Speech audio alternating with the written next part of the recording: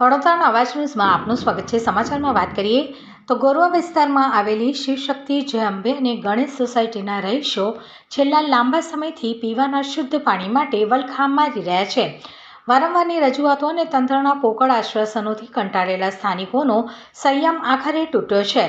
આજે આ સોસાયટીઓની મહિલાઓ અને પુરુષોએ રસ્તા પર ઉતરીને તંત્ર અને શાસક પક્ષ વિરુદ્ધ ઉગ્ર વિરોધ પ્રદર્શન કર્યું હતું। સૌથી આક્રમક પાસું ત્યારે જોવા મળ્યું જ્યારે ગુસ્સે ભરાયેલા રહીશોએ ભાજપના નેતાઓના ફોટાઓ ઉપર નળમાં આવતા ગંદા અને દૂષિત પાણીનો અભિષેક કર્યો હતો। જે પાણી અમને પીવા માટે મજબૂર કરવામાં આવે છે તેનો સ્વાદ નેતાઓ પણ ચાખે તેવા રોષ સાથે લોકોએ સૂત્રોચ્ચાર કર્યા હતા। સ્થાનિકોનો આક્ષેપ છે કે અનેકવાર લેખિત અને મૌખિક રજૂઆતો કરવા છતાં કોર્પોરેશનના અધિકારીઓના પેટનું પાણી હાલતું નથી। ગોરવા વિસ્તાર છે। સમસ્યા અમારે ગંદા પાણીની તો છેલ્લા 6 મહિનાથી છે। ગટરની તો છેલ્લા 10 વર્ષથી છે, એવું કહીએ તો પણ ચાલે। ગટરની સુવિધા અમને જ્યારથી હોસ્પિટલમાં રહ્યા ત્યાંથી અમને મળી જ નથી અને એક રોડની તકલીફ છે અમને।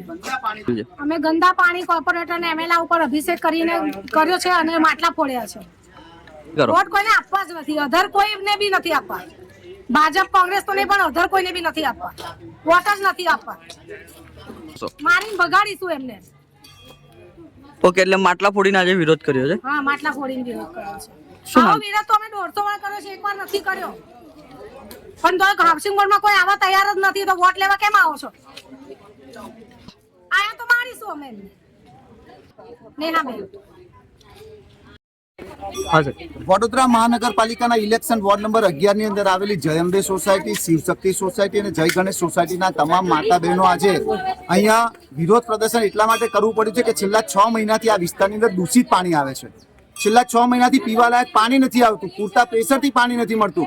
એક બાજુ આપણે સ્માર્ટ સિટીની વાતો કરીએ, 24/7 ના પાણીની વાતો કરીએ અને 1 કલાક પીવાનું પાણી નથી મળતું, ત્યારે આજે ભગવાનને જો પણ અભિષેક કરાવવો હોય તો ચોખ્ખા પાણીથી કરી શકાય, પણ ચોખ્ખું પાણી નથી એટલે ગંદા પાણીથી આજે આ રાજનેતાઓ, એના ધારાસભ્ય શ્રી કેયુર રોકડિયા અને અહીંના ડેપ્યુટી મેયર, આ જ લોકોએ જીતાડેલા જે કોર્પોરેટર છે આજે ડેપ્યુટી મેયર બન્યા છે એવા ચિરાગભાઈ બારોટની પર ગંદા પાણીનો અભિષેક કર્યો છે। અને જો આગામી દિવસોની અંદર હજુ પાણીની સમસ્યાનો નિકાલ નહીં આવે તો આ જ માતા બહેનો અહીંના કમિશનર સાહેબને પણ ગંદા પાણીના અભિષેકથી નવડાવશે।